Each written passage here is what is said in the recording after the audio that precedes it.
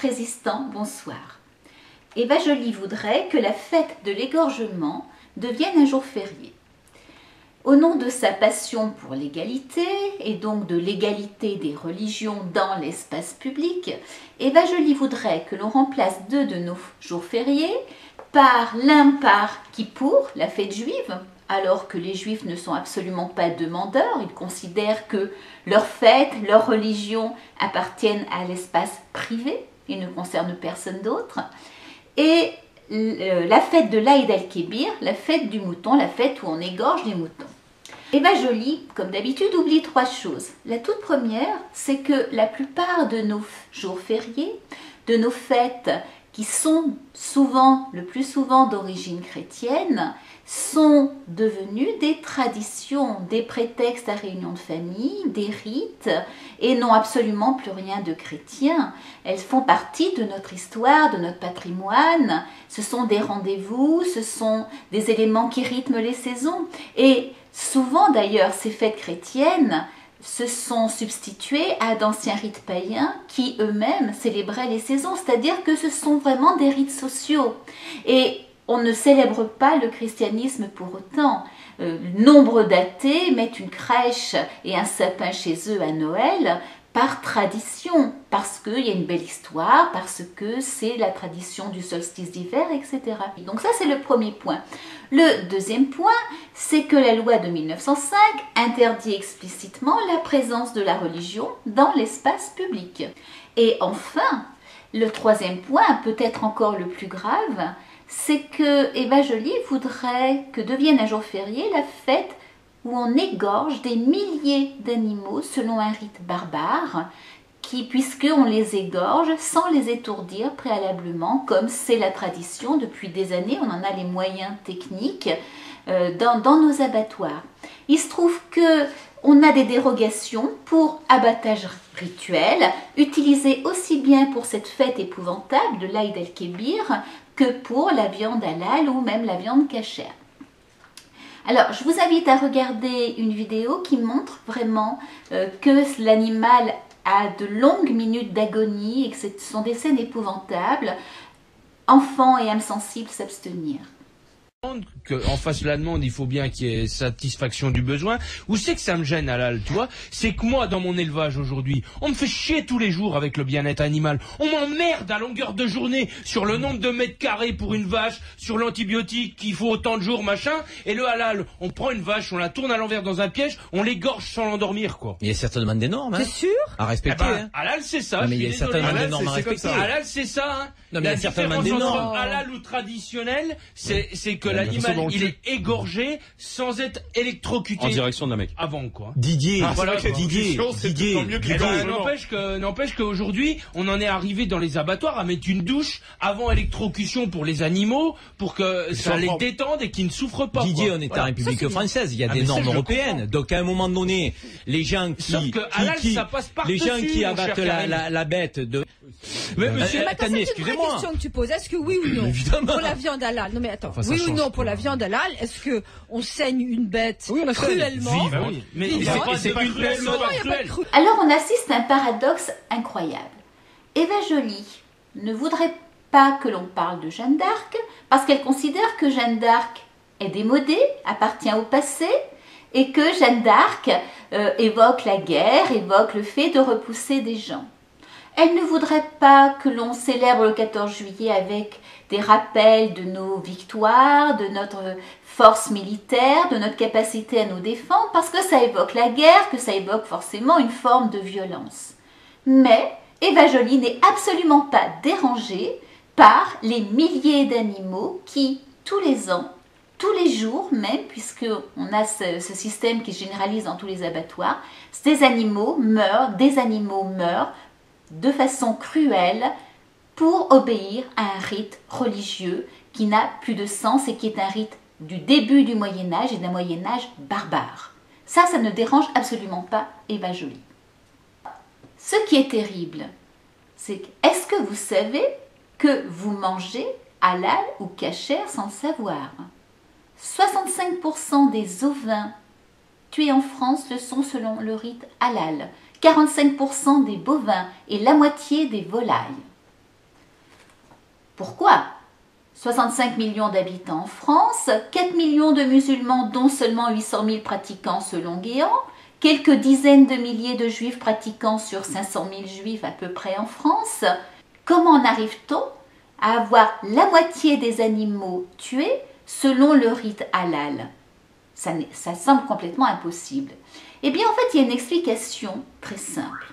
D'abord, le fait de généraliser cette technique d'abattage fait forcément faire des économies aux abattoirs. Pas de tri, ce sont les mêmes personnes qui sont utilisées pour tuer selon le rite halal ou les autres. Et puis les gens, après tout, ne voient pas de différence. Deuxième point, eh bien tout simplement parce que quand une bête est tuée selon le rite halal ou cachère, les gens qui mangent halal ou cachère ne mangent qu'une toute petite partie de cette bête. Les musulmans ne mangent que les abats dans les ovins. Ils ne mangent pratiquement que les pièces à bouillir dans les bovins. Et les juifs ne mangent pas ce qui a touché, la viande qui a touché le nerf sciatique. Ce qui veut dire que tout le reste de l'animal, on ne le jette pas, on le renvoie dans le commerce conventionnel, traditionnel, pour écoulement, tout simplement. Donc vous le trouvez chez votre boucher, dans les supermarchés.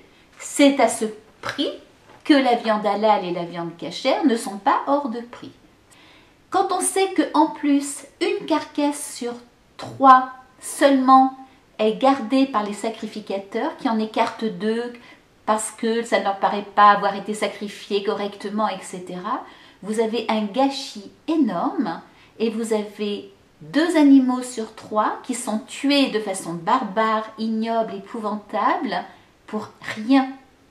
Quand vous achetez votre viande qui est halal sans que vous le sachiez, vous payez une dîme, puisque dans le prix de la viande, il y a le prix de la certification halal qui est donné par une des 3 mosquées qui le font en France. Donc vous payez en plus un impôt cultuel. Alors face à cela, que faire? Notre gouvernement refuse que les viandes issues d'abattage rituel soient étiquetées afin que le consommateur soit au courant et qu'il sache ce qu'il achète. Frédéric Lefebvre, le secrétaire d'État au commerce, a carrément dit qu'il ne fallait pas stigmatiser les pratiques d'abattage relatifs à une religion. Donc il ne faut pas qu'on le sache parce que ça poserait des problèmes.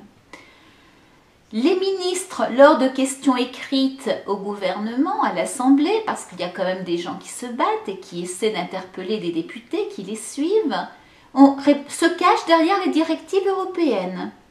L'abattage rituel entre dans le champ de la Charte des droits fondamentaux de l'Union européenne. Les décisions relatives à un éventuel étiquetage relèvent exclusivement du cadre européen. Alors on a eu bien sûr l'an dernier quelques parlementaires européens qui ont décidé effectivement de lancer une proposition de loi pour qu'il y ait enfin cet étiquetage. Mais ça ne sera pas avant 2015. Or, d'ici 2015, toutes les bêtes, sans exception, seront abattues de façon rituelle. On le voit, il y a une évolution qui va dans ce sens. C'est maintenant qu'il faut un coup d'arrêt. En France, il y a eu 2 propositions de loi, une de Nicolas About de l'Union centriste et une de Nicolas Dhuicq de l'UMP, pour demander cet étiquetage. Les 2 propositions de loi ont été retirées.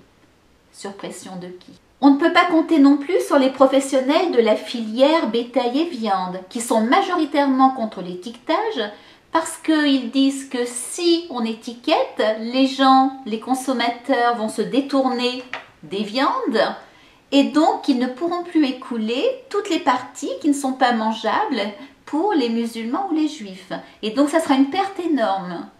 Ils ont également peur qu'on ne soit contraint d'importer encore plus de viande.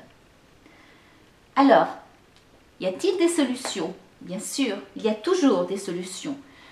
Nous pouvons faire savoir que nous mangerons uniquement du poisson et du porc tant que nous n'aurons pas cet étiquetage. Et non seulement nous pouvons le faire savoir, le dire à nos bouchers, dans les supermarchés, à nos députés, à nos gouvernants, mais le faire déjà, simplement. Nous voulons être sûrs que nous ne mangeons pas halal ou cachère. Nous pouvons aussi ne manger que la viande dont nous sommes sûrs. Si nous connaissons les producteurs, si nous connaissons les bouchers qui sont d'aller vérifier, si nous nous sommes renseignés auprès des abattoirs. Il nous appartient de mener une pression pas possible. Par ailleurs, pour tout ce qui est viande emballée, dans une des réponses aux questions posées au gouvernement, on a une piste qui nous dit « Rien n'empêche cependant les opérateurs qui le souhaitent d'inscrire de manière volontaire des mentions supplémentaires sur l'étiquetage de leurs produits par souci d'information des consommateurs. C'est possible pour les viandes emballées d'obtenir un étiquetage. Il faut qu'on le demande. Il faut exiger cette information. Et puis, nous pouvons aussi encourager des éleveurs que nous connaissons, bio notamment, qui sont très présents dans les abattoirs parce qu'ils ne veulent pas justement que leurs bêtes souffrent et parce qu'ils se sont engagés lors d'une charte à ce que les animaux vivent en plein air, à ce que les animaux n'aient pas de stress, ils soient bien. Et vous avez des éleveurs qui poussent la conscience professionnelle jusqu'à aller aux abattoirs et à rester là pour vérifier que leurs animaux sont bien étourdis avant d'être tués. Encourageons-les, réservons-leur nos achats et aidons-les à demander que la filière bio puisse avoir justement une dérogation et puisse noter un étiquetage certifié que les bêtes ont été tuées avec étourdissement, sans égorgement rituel. Enfin, pourquoi pas, comme en Suisse, en Norvège, en Suède et aux Pays-Bas depuis juin dernier, interdire carrément l'abattage rituel. C'est possible. Ces pays-là ont fait fi des pressions communautaristes et ont décidé que dans leur pays, au XXIe siècle, on ne vivait pas comme au Moyen-Âge. Pourquoi pas en France? Alors, bien sûr, les élucubrations d'Eva Joly nous ont entraînés un petit peu loin avec le rappel de cette méthode barbare et ignoble. Il se trouve que l'UMP comme le PS ont dit qu'ils n'étaient pas d'accord avec Eva Joly. Mais il ne faudrait quand même pas oublier deux choses. Delanoë lui-même a dit publiquement qu'il était tout à fait d'accord pour remplacer deux fêtes chrétiennes par deux fêtes d'une autre religion. Nous sommes une société laïque, et moi je ne suis pas croyant, dans laquelle on ne fête que les fêtes chrétiennes. Peut-être vous souvenez-vous qu'à un moment donné, il y a une commission spéciale. Voilà. Et publiquement, parce que vous avez l'air de suivre ce que je dis, j'avais approuvé une disposition qui n'avait pas été retenue. C'était de supprimer au moins deux fêtes existantes pour leur substituer une fête juive et une fête musulmane. Et je vais vous expliquer pourquoi. François Hollande voudrait que tous les Français célèbrent la fête de l'Aïd al-Fitr, la fête qui clôt le Ramadan. Tout simplement, donc nous célébrerons, dit-il, avec emphase, comme s'il était normal que d'un seul coup, tous les Français épousent des rites d'une autre religion. Et on rappellera quand même pour la petite histoire que le même François Hollande, en 2003, disait « Cela ne me gêne en aucune façon qu'on puisse reconnaître d'autres fêtes religieuses dans notre pays que les fêtes catholiques. » Si la gauche et ses alliés sont au pouvoir en 2012, le pire est à craindre. Et ça, c'est terrifiant. Vive la République, vive la France, et à lundi.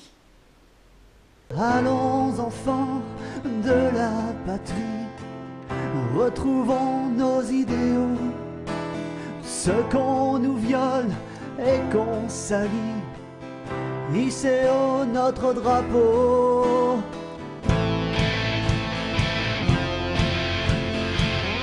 Hissez haut notre drapeau.